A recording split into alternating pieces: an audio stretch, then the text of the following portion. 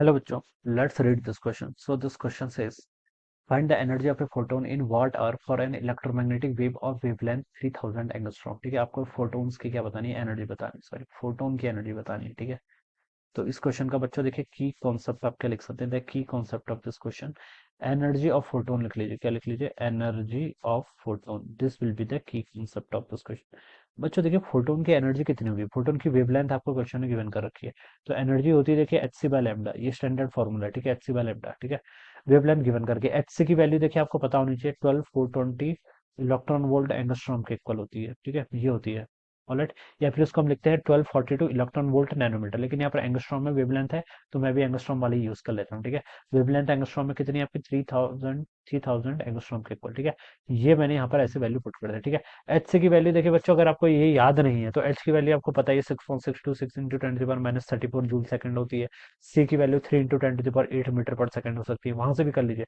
But देखिए ये आपको याद होना ही चाहिए, क्योंकि इससे आपकी कैलकुलेशन बहुत ईजी हो जाती है। ठीक है, आंसर आपसे मैक्सिमम क्वेश्चन में इलेक्ट्रॉन वोल्ट में पूछा होता है। ठीक है, यहाँ पर नहीं पूछा, यहाँ तो वाट आवर में पूछ रखा है। ठीक है, बाकी अदरवाइज आप से ये अब मैं इसको देखिए जूल में कन्वर्ट कर लूंगा। ठीक है, वो भी इजी अप्रोच है। देखिए एंगस्ट्रॉम से यहाँ पर एंगस्ट्रॉम सीधे कैंसिल हो गया, इसको कैंसिल करूंगा तो जीरो से एक जीरो यहाँ पर कैंसिल हो जाएगा। ठीक है, दो लगेंगे तो यहाँ पर 2 पॉइंट इधर हो जाएगा, तो ये 3 चक्को 12 और 4.14 इलेक्ट्रॉन वोल्ट आ गया, ये आपकी एनर्जी आ गई। ठीक है, मुझे इलेक्ट्रॉन वोल्ट में नहीं, मुझे यहाँ पर वॉट आवर में गिवन करके पहले तो इस एनर्जी को आप जूल में कन्वर्ट करो। एक इलेक्ट्रॉन वोल्ट में कितने जूल होते हैं आपके? 1.6 इंटू 10⁻⁻19 जूल होते हैं। ठीक है, तो इसको आप यहाँ पर ऐसा करेंगे 1.6 इंटू 10⁻⁻19 जूल। अब ये जूल में हो गया। ठीक है, इसको मल्टीप्लाई करके देखो बच्चों कितना आ रहा है? 4.14 इंटू 1.6 कर रहा हूँ, तो 6.624 आ रहा है। कितना आ रहा है?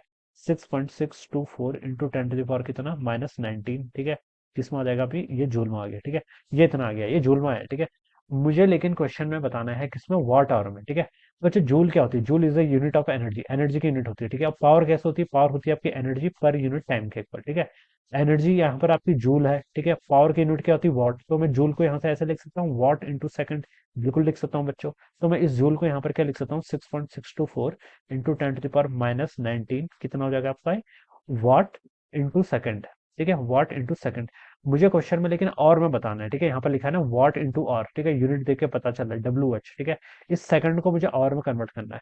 तो बच्चों देखिए कैसे करूंगा मैं। देखिए मुझे पता है कि एक मिनट में आपके 60 सेकंड होते हैं। ठीक है, और एक आवर में कितने होते हैं आपके? 60 मिनट्स होते हैं। ठीक है, तो मुझे यहाँ पर क्या करना है? इस सेकंड को आवर में कन्वर्ट करना है। तो मैं क्या करता हूँ? 6.624 इंटू 10⁻⁻19, इसको ऐसे रहने देते हैं, डिवाइडेड बाय आपके कर लीजिए 60 इंटू 60 कर लीजिए। ठीक है, तो ये 3600 हो जाएगा। अब ये आपका किस में कन्वर्ट हो गया? सेकंड से आपका आवर में कन्वर्ट हो गया। ठीक है, तो ये आपका आ जाएगा। अब बच्चों देखिए इसको आप यहाँ पर से सॉल्व कर लीजिए। ठीक है, अब देखिए मैं डिवाइड करता हूँ 6.624। ठीक है, डिवाइडेड बाय कितना आपका? 3, डिवाइडेड बाय आपका 3600। ठीक है, ये वैल्यू आपकी 1.84 इंटू 10⁻³ आ रही है। कितनी आ रही है?